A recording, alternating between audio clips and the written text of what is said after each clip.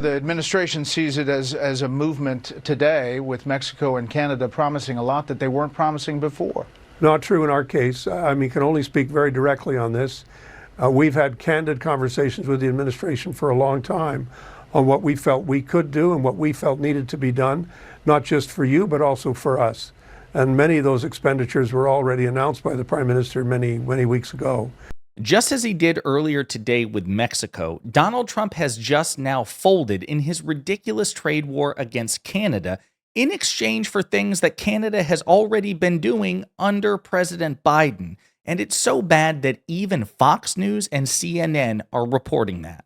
But before we unpack all that, if you end up liking this video and you want to support the channel, please be sure to hit the like, subscribe, and alert bells before you go. Folks, you just can't make this stuff up. You really can't. Mr. Master Negotiator, Master Deal Maker Donald Trump is once again settling a ridiculous trade war that he started for no damn good reason for the same conditions that were made under President Biden. Just like he did with Mexico this morning, now Canada. Trump pauses tariffs on Canada imports for 30 days after doing the same for Mexico. And we'll break down the particulars, but I really want you to see this. First, this is Justin Trudeau, the Canadian Prime Minister, announcing that the things that he already committed, or rather that he committed to Trump to do in exchange for a pause in the trade war, were already underway. We launched a $1.3 billion border plan that is already showing results, because we too are devastated by the scourge that is fentanyl, a drug that has torn apart communities and caused so much pain and torment for countless families across Canada, just like in the United States. A drug that we too want to see wiped from the face of this earth. So again, Trudeau saying this program that we announced that got Donald Trump to back down, it was already in effect. Okay?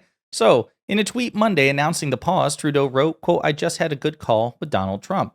Trudeau said Canada had made new commitments, quote, to appoint a fentanyl czar. Quote, "Canada is implementing our $1.3 billion border plan, reinforcing the border with new choppers, technology, and personnel, enhance coordination with our American partners, and increase resources to stop the flow of fentanyl. Nearly 10,000 frontline personnel are and will be working on protecting the border. Proposed tariffs will be paused for at least 30 days while we work together." Canada had detailed that border plan on an official webpage on December 18th, 6 weeks before Trump announced the tariffs. So a plan that they created under President Biden. Trump, in a Truth Social post on Monday, wrote, quote, "Canada has agreed to ensure we have a secure northern border and to finally end the deadly scourge of drugs like fentanyl that have been pouring into our country, killing hundreds of thousands of Americans while destroying their families and communities all across our country. I am very pleased with this initial outcome, and the tariffs announced on Saturday will be paused for a 30-day period to see whether or not a final economic deal with Canada can be structured. Fairness for all." For a deal that was already in effect under President Biden. And again, as was the case with Mexico, right? But what's even worse is that CNN and Fox News are talking about how actually the conditions that Trudeau offered to get Trump to back down were already in effect. Now we've just gotten this announcement from Trudeau himself, who I should note got out ahead of the White House in this. He said he had a good call with Trump. He said that Canada is going to be implementing a $1.3 billion border plan where they talk about reinforcing the border. I should note that's actually something that Trudeau announced and Canada announced back in December, about mid-December.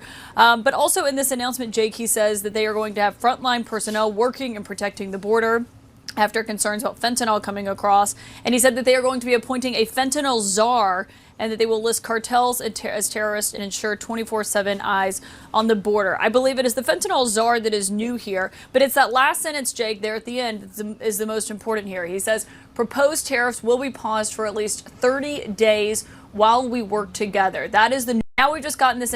So again, even then, I should note that's actually something that was announced back in December. Back in December, people.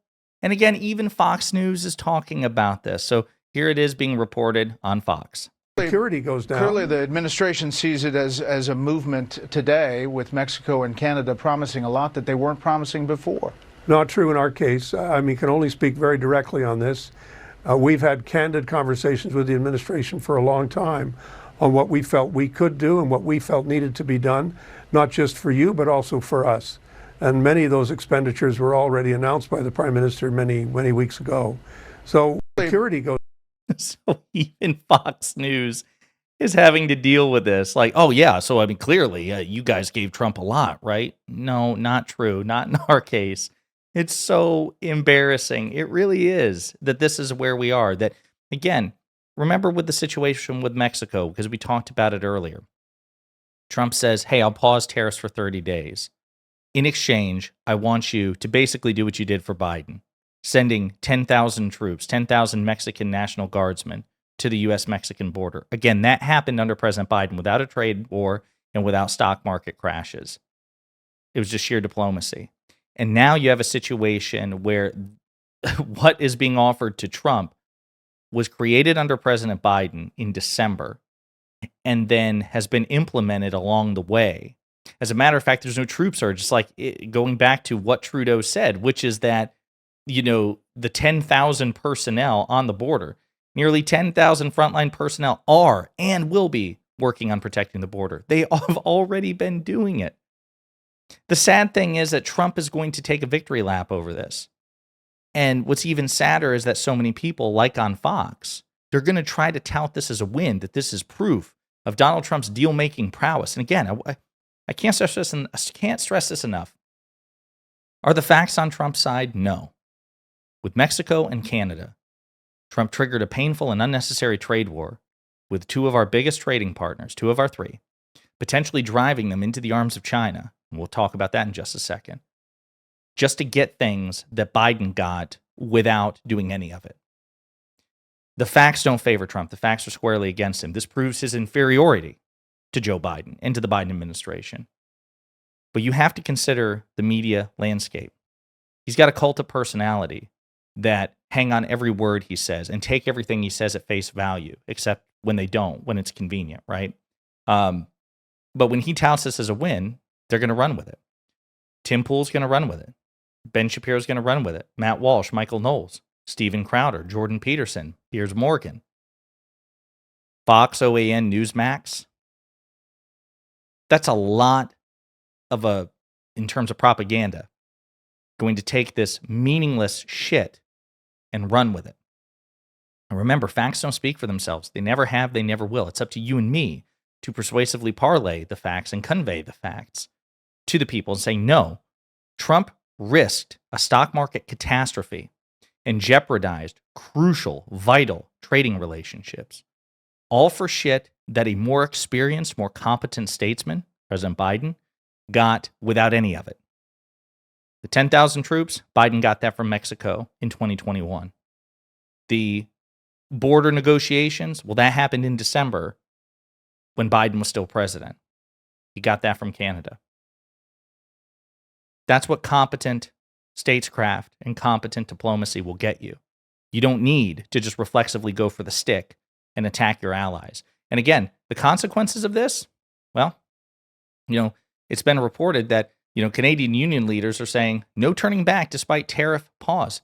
Lena Payne, the president of the Unifor Labor Union and member of Prime Minister Trudeau's Council on Canada-U.S. Relations, has just issued a statement in which she cautions that Trump tariffs threat remains despite the 30-day pauses. She calls Trump tariff announcement, quote, a turning point for our country, saying that Trump, quote, declared economic war on Canadian workers in our country. There's no turning back. No one should let their guard down at this 30-day pause on the tariffs. They need to plan for a potential trade war and use every single available lever to build a strong, resilient, and diverse economy. Make no mistake, Canada's decision to push back hard against these tariffs from the U.S. was an important statement about our resolve and determination. We need to rely on that resolve in the difficult days ahead. So even with this current development, Trump has potentially irreparably harmed relationships with our northernmost neighbor, our closest trading partner. And for what? Shit that, again, a more competent person could have gotten and has gotten without any of it. Pathetic. So there you go. For the second time today, Donald Trump caved in an unnecessary trade war, which he never should have started in the first place, for stuff that we already had. In the meantime, let me know what you think in the comments.